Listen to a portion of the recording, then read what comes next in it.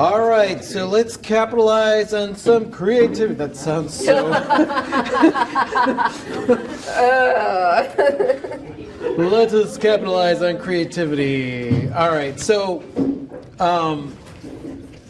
this part we're gonna actually go through this pretty quickly, and what I want to talk about is money.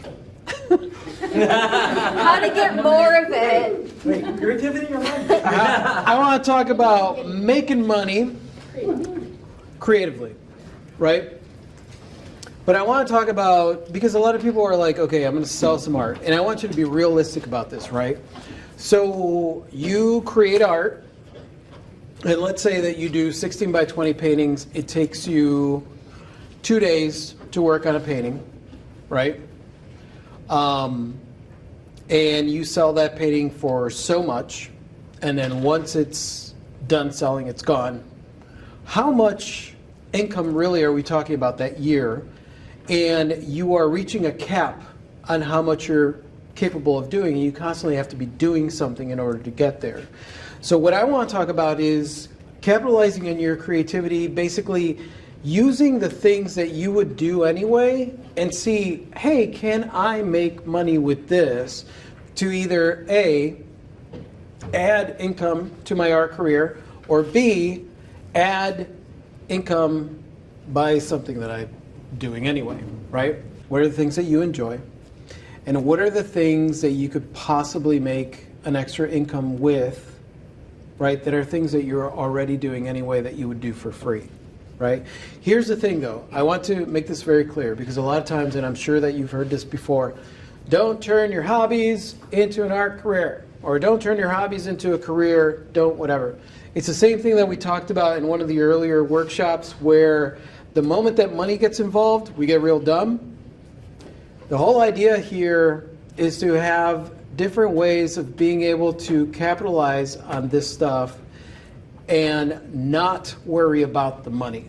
Understand the realistic nature of how it is that you're able to make money on different things without killing yourself, right? And not giving yourself the extra stress of like, well, I only made this much. I must be failing. Is it even worth it? I can tell you right now, we distribute music.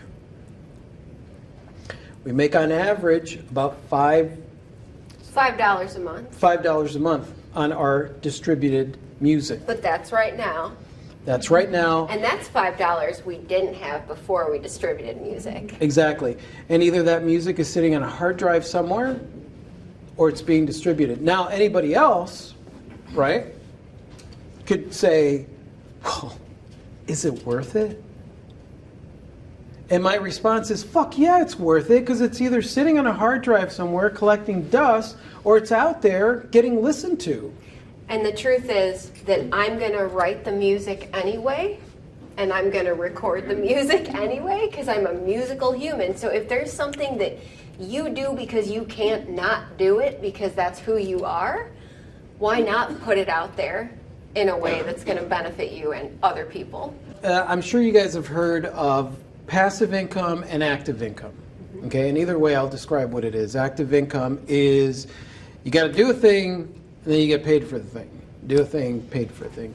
The entire business structure of our current world is all based on active income. You get paid for the hours that you work, right? Complete bullshit, but you know what I mean. And then passive income is you do a thing once, you put the work in, and then that thing forevermore sells. And then you become wealthy. No, that's not how it works, but forevermore it sells. So we're going to go over our active income, and you should have a list there of our active income streams.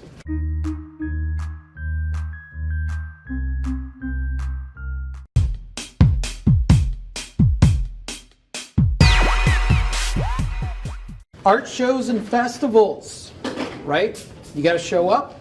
That's how you make the money there. Super active. Lots Super of active. moving parts. Art exhibitions. If you're the one putting the art exhibition together, that is active. If the gallery is the one putting the exhibition together, it's semi-active. Because you still have to make the art. Now, I will say that in some of the gallery shows, the gallerists came out to my house. Picked up the art. They spent the day there looking through all my art, right? It's always a weird feeling because they're like, and you're like, that was a really good one. And you're like, yeah, it doesn't really go with the collection that I'm putting together. And then they walk off and like look at other stuff. But essentially, they take care of all of it. The hanging of the art, all the stuff. That's why I say 50%, no big deal. Thank you. Go do that. However, most of the shows that we've put together are completely active. We're the ones organizing the show, promoting the show, hanging up our artwork, doing all that stuff. Pop-up events, same thing. The online art website, a lot of people will tell you that you set up a website and that it's passive. No. There's a lot of maintenance that goes into a website. You have to list stuff. You have to constantly be updating stuff. It is not passive. It's not as much work as doing a festival or a show, but it's a little more ongoing, so you got to give yourself that time. You got to schedule in time. Give yourself at least an hour a week to like look at it and update it. Okay? Artist enhanced prints. I have a set of artist enhanced prints that I do, and basically the way that this works is I cut out the wood, I print out the print, I use PVA glue. Everybody knows what PVA glue is, right? Elmer's glue is PVA glue. You use PVA glue, put it on the print, put it on the wood, put it on there. Clear acrylic medium called self-leveling medium, right? That's the stuff that I mix in, that I use to do the drippy texture, right? I use that, coat it with the clear. So I have acrylic on there, and then I add my texture with that same acrylic, and then I add, what is it? It's varnish. Mm-hmm. What is it? Uline, not Uline. Varathane. Varathane varnish that you could buy at Home Depot. UV right? protective, too. UV protective. Right? However, you want it to be the acrylic Varathane, not the oil. It just takes a long time. It smells. It's a lot of work. That's why I like the acrylic, the acrylic Varathane, right? Now, if you're using acrylic Varathane or acrylic, that's good. That's going to work. This thing is going to be awesome. You're going to have a UV protected print that has texture to it. It's mounted on wood, ready to hang. Boom. It's not a print. It's not the original art. It's somewhere in between that. Yeah, it's somewhere in between that. So that's that. a great happy medium. Now that is active. I get an order. That's when we talk about like made to order stuff, which is the next thing on there. That is stuff that it's great, made to order. Clee's got some jewelry designs that are made to order. That means that when she gets the order, she makes it. Right? We don't have to hold on to that inventory. We don't have to keep that stuff. We don't have to buy the materials before the order comes in. 99% of the jewelry on our website is made to order. I make it one time. I know I can make it not exactly the same, right? You can never make it exactly the same, and nobody wants that anyway, but No. I can make a similar one again. The pictures go up. I keep no inventory. Silver tarnishes readily, and I don't like having lots and lots of pieces around to polish all the time, so I make one, I photograph it well, take video of it, it's there, and then when someone orders it, I make them one. It's a really nice way to be able to sell a lot of art without having it all over the place and having to find places to store it. The Seasons of Change trees that I have are made to order. And the beauty of that is that within the description, you get to talk about how different the artwork is going to be, right? You're not creating a reproduction of the work. You are using similar techniques to create something that is similar yet different, right? There's no way that I'm going to do the drip texture on the trees exactly the same. You're going to have different variations. Each one is going to have its own personality. That's part of their charm. And that's part of the charm. So when I talk about made to order stuff, because a lot of people will agonize like, oh, it's got to be perfect. And chaos is perfection when it comes to art. Signed prints and other materials. Now that I have a large format printer, I can print prints, which is great. A lot of people agonize over the Giclée. You print stuff giclée. What does giclée stand for? Inkjet. It's French for inkjet. Yes. You want something to sound fancy? Call it a French thing. That's basically the truth of it. Now, you have archival inks and things like that, which is great too. However, I will argue this sheet of paper is archival, right? Acid-free, archival paper. Why? Usually corporations, you got to print important stuff on here that you got to That keep you have in your to file. see for 7 years. Yeah. Archival. Ink, for the most part, when you're talking archival inks, we're talking about 200 years, right? 200 years that this ink is going to be around. Regular inks, like the inkjet printer that I have, we're talking 100 years, right? Printers haven't been around for 100 years. You know what I'm saying?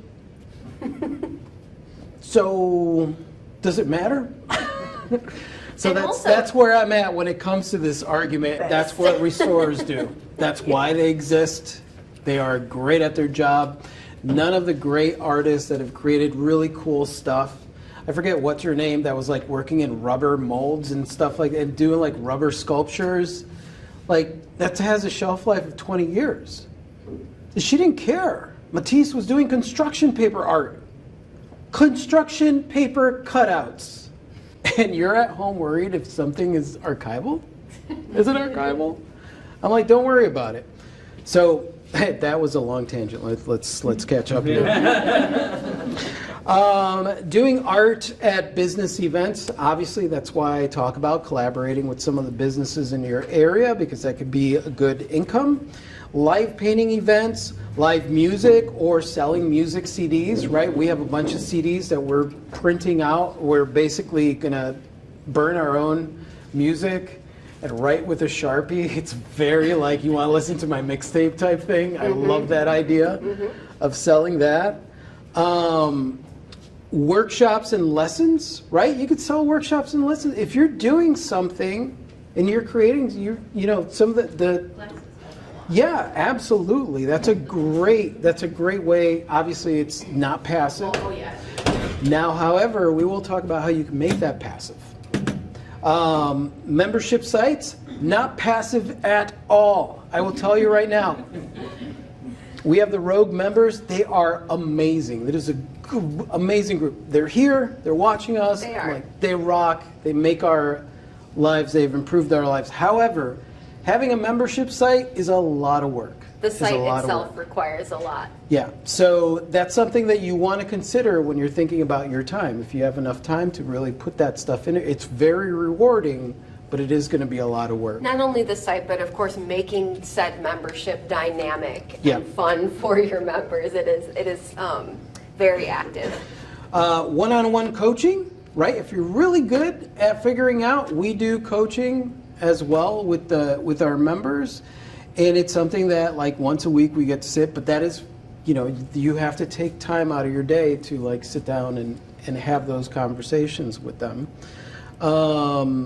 Freelancing, graphic design. We all do graphic design and art for ourselves, right?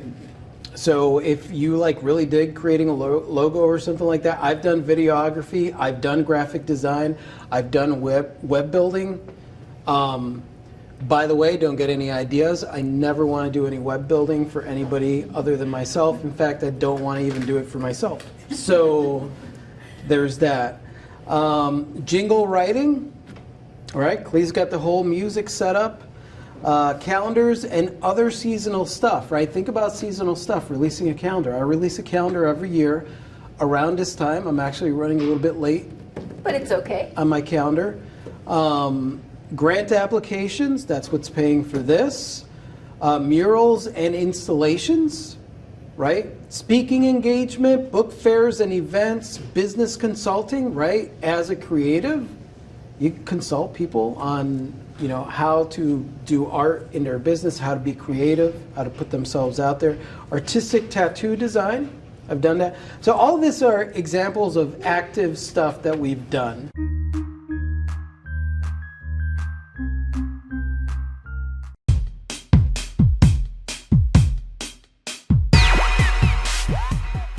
So let's get into the passive part. You could do print-on-demand prints, okay? Now, write these down if you're interested in print-on-demand. The two companies that I use for my print-on-demand is Printful. Full, PRINTFUL.com. What they do is that they integrate with your website or the platform that you're using. So for example, if you use Etsy, you will be able to sell your Printful products on Etsy, okay? What they do is it's print on demand. You design your t-shirt, you design your prints, you design any mugs, whatever it is, artwork on there. It sells, you pay your cost, they pay you the full amount, you pay the company the cost, they ship it out with they drop ship it with your label and whatever it is that you supply them with, right? That's how print on demand works. What I recommend is that you maybe have it attached to a credit card or a bank account that is a little, we're going to do that recently, like we have it attached to our business account. And I started really thinking about it and I was like, well, what if we do like with the birch tree, Spruce Vamoose thing where we're going to do these tree pun t-shirts and all that stuff. And I was like, yeah, that's going to be really cool. What if we sell 1,000? I was like, holy shit. Like that's not a good idea because that money's going to come out of our account before the cost comes out. It goes in. And then the very next day, the profit goes in, but that doesn't help you for that 24 hours if you sell whatever amount of time it takes your payment processor to deposit the funds in your account. The money that the print-on-demand company takes comes out that day, right? So you want to have something that's going to offset that. Ideally, what you would do is have maybe a credit card where you get like airline miles, right? Because you're going to get the money. The money's going to be there to cover it, so you just pay it and and all that stuff. So that's something that I recommend if you're doing to keep an eye on. The other company that is the print-on-demand is Printify. Printify.com. Both very good. Both have been around quite some time. Both have pretty good customer service, nice quality stuff. Yeah. And once you design your thing with either one of them, then that's it. You're never storing inventory. No. You're never worrying about shipping. They're handling the entirety of that side of it for you. It's there and it's done. Oh, the other beauty is that Printful also has the warehousing thing, right? So let's say that you do have something and you're like, okay, I've got 1,000 of these and you don't want to package them. You could send them to Printful, pay for their storage and packaging, and basically what will happen is every time you sell something on your site that is that thing, they will print and do the order for you. So, for example, I am planning on doing maybe a deck of cards, maybe playing cards, maybe a deck of tarot cards, something I want to do some cool art, right, for these cards. When I do that, because I'll have to order several thousand of them to make the price work, that might be something that I ship off to Printful and allow them to do the order. So I'm not like shipping and so this is not confusing. What we're talking about here is another company making these cards and sending them to Printful. If it's an item that Printful is printing for you, then they're automatically storing it for you. By the way, playingcards.com.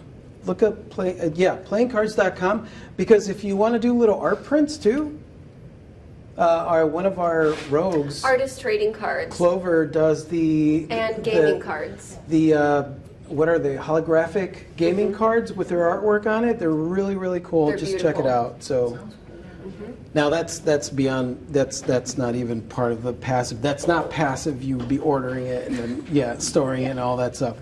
The other thing that's passive income is published books. Sell them through Amazon, Ingram Spark. Basically, the moment those books sell, they fulfill the order, right?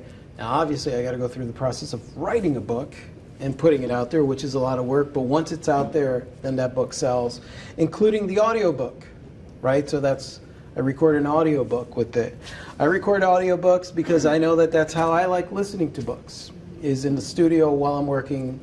So audiobooks, passive income, published books, passive income, prints, passive income, merchandise, that's t-shirts, notebooks, anything that either one of these companies sell, you could do. I've sold a lot of bird pillows. Tons of bird pillows. Cool pillows. They're cool as shit. Pillows with my birds on them. Are you wearing your shoes that. with your face on Oh, them? yeah. Rafi shoes with These are Rafi Rafi face. brand shoes with my face on them. Rafi Chucks. Yeah. And so it's cool. I'm like, holy shit, I have shoes with my face on them. Yeah. Published video content. Every video that we have online, the moment that somebody watches it, we get some kind of ad revenue from it. It's not a lot. It's like 0.002 cents or something like that. But it does add up. It adds up. So that's one of the things to think of. You're not going to get rich on YouTube, becoming a YouTuber. It doesn't happen that way. Distribute music. We've already talked about it. You're not going to get rich, but we do make $5 a month. Try and beat that. With the potential for unlimited future earnings. Exactly. So. Okay. You just never know. And that's the thing with passive, is that it's totally scalable. There's no limit to how much of it you could share and put out there. Here's where I want to talk to you about the workshops and lessons, right? If you film that, right, even if you bring someone in to kind of film that thing, you can sell that as a published online course. Okay? That is passive. So like, let's say we're recording this, and let's say that we decide that we're going to release this full course for $35, right? All the recorded content is online. The moment that they purchase it, they have access to that information. Sale goes through. Digital products are delivered. I don't have to do anything. That's passive. So think about that when you're putting like courses together. Are you saying that, like doing that off your website, or Skillshare or something? I mean, you could do it on both. So Skillshare, what I would recommend, because you could do it on Skillshare as well. So you could release it on your website, but just to get your bearings, I would get started on Skillshare, and as long as you are selling the class, then you could have it on Skillshare, because then they're selling the class and you get a royalty on that. So it's one of those things where it's like, okay, that's great. Now anybody that's on Skillshare, I'm going to get a royalty for anybody that watches my class. And I would recommend looking at Skillshare, because they have really great information as far as like how you want to set up your class, how you want your intro video to be like, hi, my name is, like mine is a lot of like, hi, I'm Rafi Perez. I've been an artist for over a decade. I'm here to talk to you about, like whatever it is. So, and most importantly, have fun with it and try to get comfortable with the camera. And yeah, you could record it in person like this, or you could just kind of set it up and just record it in pieces, put it together. And like I said, once that's together, then you have something that you're able to market and sell. Mm-hmm. The art subscription box type of thing. But like then they can also purchase like the lesson, and that'll ship them the supplies, and then they can watch it. I think that would be a really cool thing. Now that turns it from passive to active. Because you have to put the box together. So you'd want to have the boxes. So it might be something that you would consider having a passive one, which means that it's just a course, and then a more expensive active one where they also get that box as well.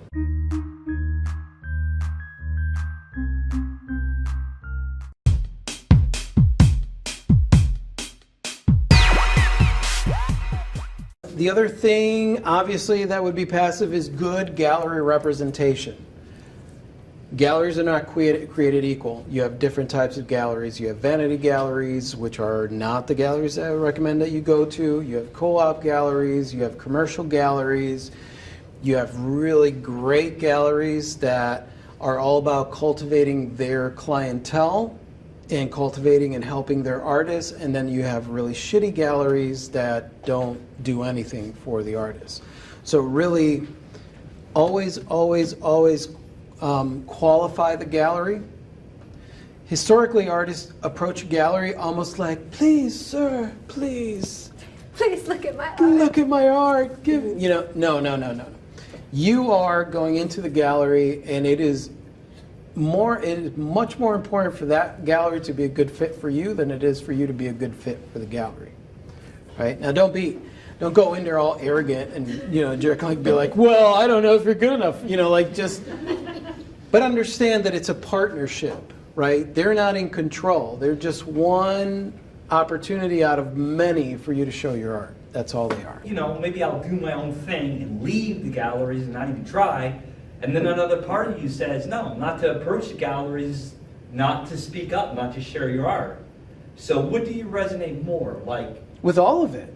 Why would you get so black and white and be like, no, I'm not going to approach galleries, or yes, sure. If it's there, okay. Why not? So yeah, you find a gallery that you resonate with, Yeah. and if you have art that you think, you just put it out there. Why not? Yeah. That's why whenever anybody tries to accuse me of being definite, I'm sorry, but when it comes to your art career, and we said it earlier, you got to be flexible. Yeah. There are no definites. Am I going to join a gallery? Sure, if I find a great gallery, of course I'm going to join it. Why wouldn't I? Because I decided, no, I'm never going to join a gallery. Right. I don't. Because of bad galleries. Yeah, right? no. They're not one of them. I'm never going to do a show. I'm never going to do this. I'm never going to paint sea oats. I don't know. Oddly specific. Yeah, I don't know what I'm going to do. So, yeah, whenever things get black and white in your mind where it's if this or that, whatever, then you know that your thinking is a little flawed. Because now you're making things black and white, and it doesn't work that way. Don't take one bad experience and internalize it for the future. Exactly. Yeah. That was weirdly. Yeah, I love it.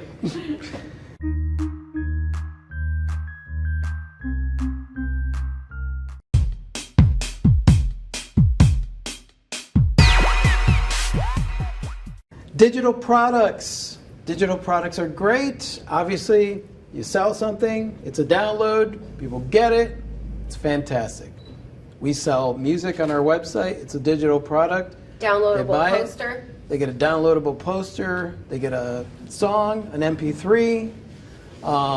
We also have the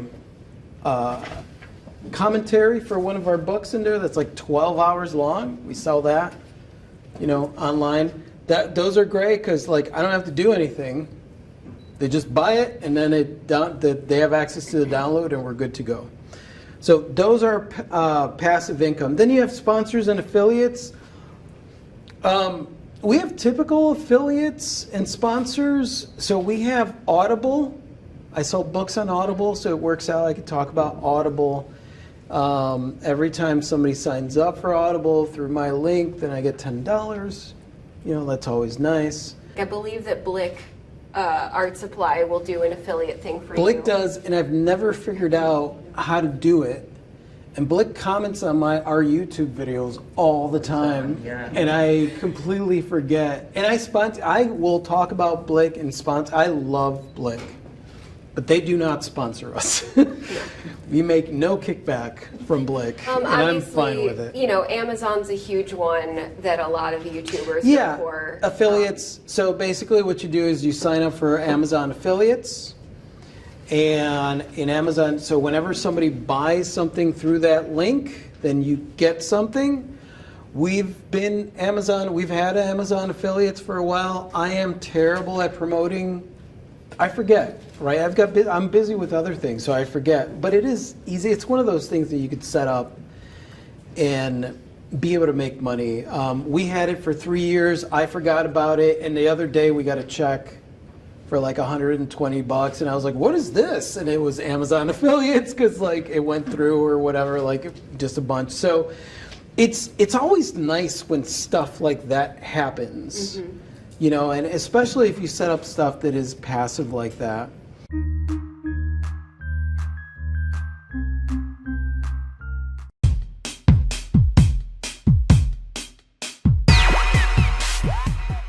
Let's get into the things to consider. I want you to think about extra income generating things, right? So freelance gigs. We know an artist, Lisa. She is amazing. She's crazy. She runs like 5 art businesses. Like she's got like these mailboxes that she paints and that she designs and whatever. And then she has, I don't know, like 5 other things. And on top of that, she delivers newspapers and drives an Uber. Right? The But- idea is to never be in a position where she's stressed out about money. She Exactly. would rather spend a little extra time doing the income stream stuff than to be worried about it. Yeah. And there's absolutely nothing wrong with that. That's why if you have a part-time corporate side hustle or a factory floor shuffle, as one of our road fam likes to call it, or a freelance gig or whatever it is, and it's taking the pressure off, then by all means, do it that way, because money stress will kill momentum and creativity, for sure. The other thing is if you're starting something like really, like you could do a crowdfunding. So the first book that I did was sponsored by the people that Pre-ordered it. pre-ordered the book through the crowdfunding. I think I did the crowdfunding through Indiegogo, right? Because I knew that my first book was going to be an absolute and complete nightmare to create because I was breaking through all kinds of, I was scared shitless to work on that book. Crowdfunding also kind of forces you to see it through to the end because Yes. people have already bought and paid for said thing. That's why I did it that way, because I knew that I was going to then hold myself accountable to write the book and put it out there. Art licensing, basically, this is something that I don't do, but it's something that you can do. And basically what that means is you license your art out to companies that will produce items with that stuff, and then you get a royalty off of that. It's kind of the same principle as stock photo selling, right? Just with other types of art besides stock imagery. Event hosting, right? Put events together. Charge $5 at the door. You know, that's one way to make money. Pet portraits, you like doing pet portraits? Go to Parks. $5 a pet for a quick caricature of your dog. Quick caricature of your dog. I try. Yeah. I try.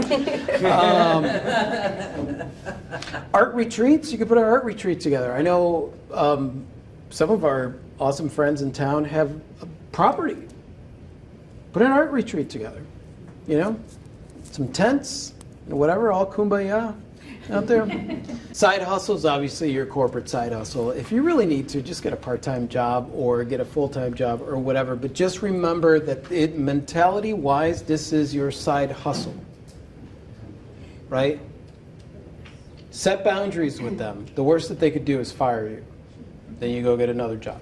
And that also applies to, like, that could be a side hustle like that, or it could be a freelance gig, right? Do you have a great voice? You might be able to do voiceover acting, right? There's Or ways a vocal coach. or a vocal coach. Amanda was teaching vocal lessons every day online. If you via Zoom. are quick at reading and you have good editing skills, you could be a copy editor for creatives who don't want to mess with that part of what they write. You could be a content writer if you generate ideas very quickly and are good at conveying them. Art restoration. Work with art. You guys can restore stuff. You can fix things. You know, that's a possibility. However, I would say don't get into anything that you're not sure about. You know, if you don't generally work in oils and you work in acrylics and they want you to restore an old oil painting, you know, like so. Art-based subscription box, that's what we talked about. Interactive art exhibits, right? This is something where you could set up maybe, you know, for example, like this space. I would rent this space. This is the entrance, that's the exit. It's basically a maze, an art land maze where they come in and then they, pay for entrance and they exit out and they have this full-on experience. I don't know. Art haunted house? I don't know, like something weird. Why not? Get inspired. Yeah, an inspirational haunted house, like, you're the best! Art-themed tours, right? So you're an artist. Think of it this way. You're an artist, you're in an area here, and you decide that you're going to put together an art-themed tour. You find out a little bit about the art galleries that are in the area, maybe even places that there are around here. And people sign up for your little art tour, meet you at the coffee shop, and then boom, you start your tour. Maybe it happens every Sunday, maybe it happens every Saturday, but either way, you start to really familiarize yourself with the art-centric type stuff that's going on in the town. If you live somewhere like in Pittsburgh, your art tours could last fucking days, So, art therapy, obviously that's something you'd want to get certified to do art therapy. Art therapy is great for a lot of people. Art classes, fun classes you could do with kids, you could do with not kids and have alcohol. You could, those are fun. Art residencies, National Parks System has a fantastic residency. That's the one that I'm going to talk about here. You could go to Hawaii's Volcanoes National Park in Hawaii. They give you a $4,000 per diem before you go. You get a car, and you get to live on the house that has Wi-Fi and everything in the national park for a month. Create something. They give you an exhibit space so that afterwards you can give a talk about the thing that you created that was inspired by that. Right? That's Volcanoes National Park. There's one for Gettysburg, there's one for Big Bend, there's one for... I believe every single one of our national parks in the U.S. It's a great program. We're happy to help spread the word about it. Yeah, they're really, really great people, and it's a great opportunity. You are helping the national parks by going out and adding awareness. Artisan pop-up shows, you could organize an artisan pop-up show. For example, look at this space. This is a great space, right? I could see putting a canopy there, there, there, there, there, there, there, there.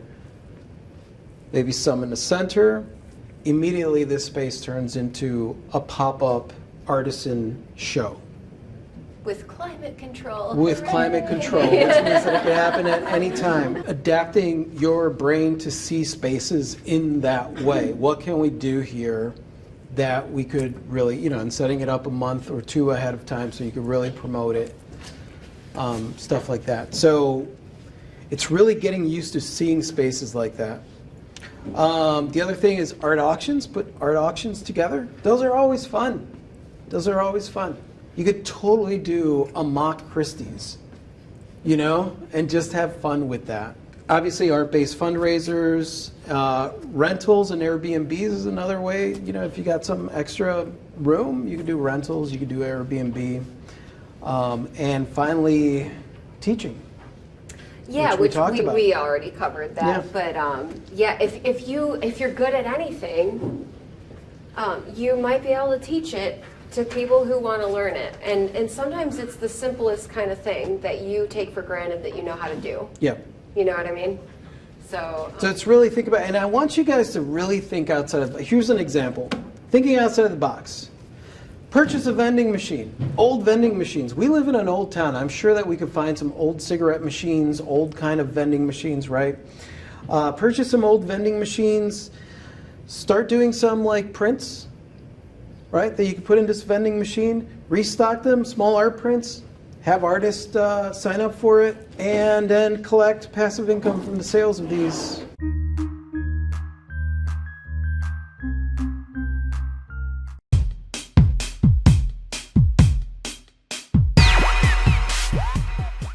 It's kind of like allowing yourself to get to that place where a lot of times we have a thought, and then it's like the idea that we might break the rules kind of breaks that thought, and it's getting to a place where you are thinking outside of that. Don't worry about breaking the rules.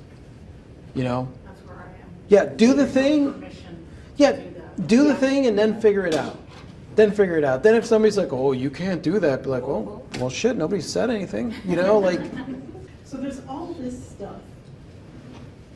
Where do you start? Good question. I don't know if that's a question you can no, actually that's a answer. great question. That's a great question. So where do you start? So there's all this stuff.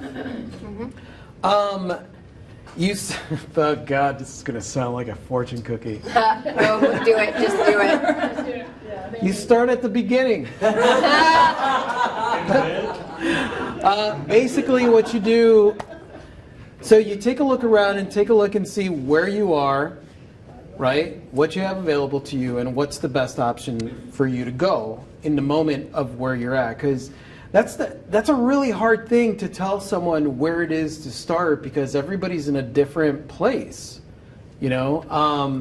And I think really the best way to start is to just sign up for a thing that you're going to show your art, right? That's my best advice to anybody. Sign up for a thing where you are going to be forced to freak out about showing your art and really face that thing. And, you know, it's going to, if you don't have a canopy, you're going to end up getting a canopy. If you don't have fold-up tables, you're going to get fold-up tables. Oh, do I need, you know, and be okay with improvising as you go. We didn't get tablecloths for our tables, right?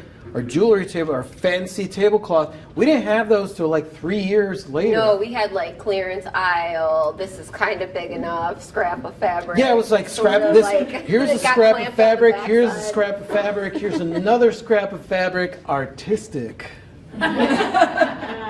You know, so it's like, that's my thing. It's don't wait around to get started. Kind of just look around and be like, what's available right now where I could put myself out there, jump into the flames, and get this process started. Because it's the only way really that I'm going to know how to go and what I need to do.